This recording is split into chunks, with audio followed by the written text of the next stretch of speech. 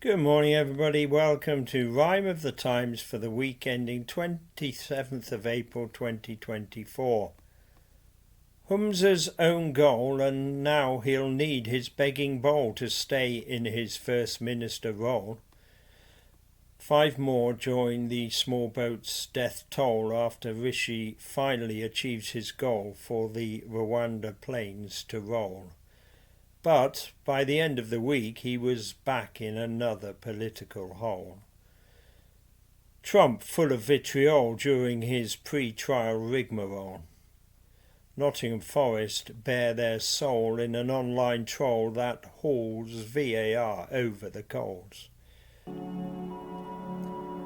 Recently, Scottish politics has become fraught with the SNP questioning the Greens' support.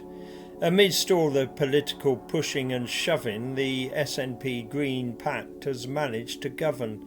But lately this marriage that both parties endorsed appeared to be on course for a bitter divorce. Even so, what came Thursday almost no one foresaw. At least not the 7 Green SMPs for sure.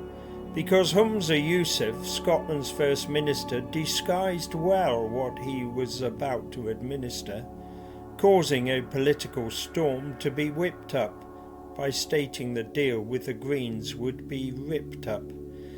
By the end of the week, Humza knew he had slipped up, as all his opponents wanted him tripped up. The Greens joined the call of Tory Douglas Ross for a no-confidence vote in the SNP boss. A week's a long time in politics, they say. For Yousaf, things massively changed in one day. On Thursday morning, he surely had no way of knowing the week would end in such disarray. A long time in politics, Humza appreciates indeed, as he nurses a massive self-inflicted nosebleed. Everything concerning Trump turns into a circus, like forming a jury that's fit for purpose to decide on the stormy case of Miss Daniels, the first of many of Donald's big scandals. Where do you find 12 Americans on this planet who are not prejudiced, or as near as damn it? Surely it cannot be done, or can it, to find people with minds and emotions of granite? In the end they succeeded and finally settled on a dozen souls with enough steel and metal to handle days of painstaking evidence concerning one of history's most maverick presidents. So, on Monday, after much pre-trial Trump trash talk, the historic court drama opened in New York. Gideon Forter was not going to falter in his mission to get police attitudes altered. Or maybe he just wanted the London Met slaughtered, metaphorically have them hung, drawn and quartered. With entourage and video, activist Gideon waded into a march of pro-Palestinians when he was intercepted by a metropolitan cop who suggested that he might just care to stop.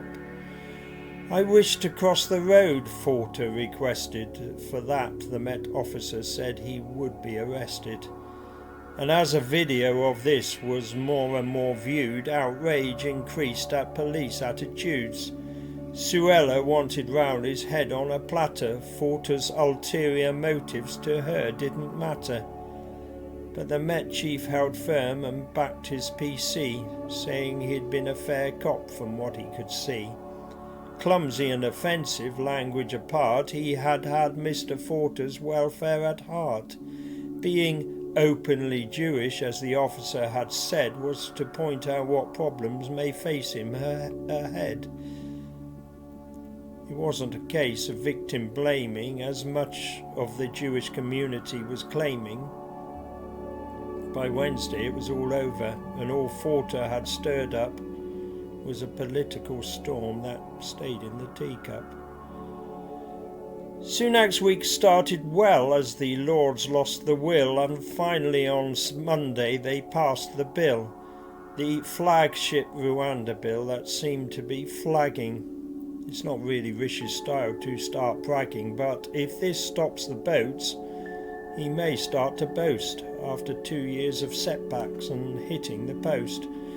And within hours of the vote, a terrible event, a tragedy this bill is meant to prevent, when off the coast of France a small boat crashed and 5 more migrants' lives were dashed.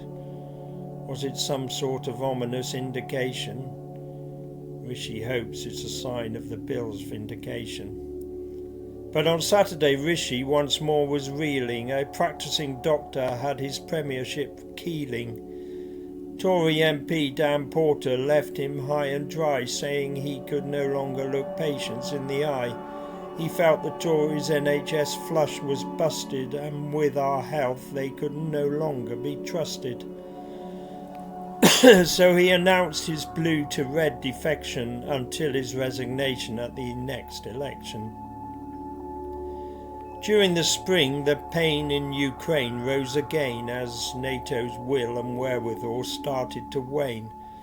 But in the US last Saturday, the impasse thawed. The House of Representatives unlocked the door on the American coffers and the weaponry store, so they can give Kyiv more and Moscow what for, and hopefully make sure Ukraine wins the war. And our PM left our shores and went on a tour to Poland and Germany to implore that more help comes from NATO than ever before.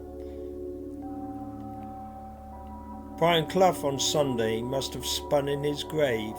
This wasn't how he'd have let his Forest behave. Many football fans have had their fill of VAR, but perhaps Nottingham Forest went a bit too far. On the pitch, players may think it's an unfair game, and if the ref's to blame, he's considered fair game. But when the game's done, perhaps stop taking aim, and certainly don't make any cheating claims.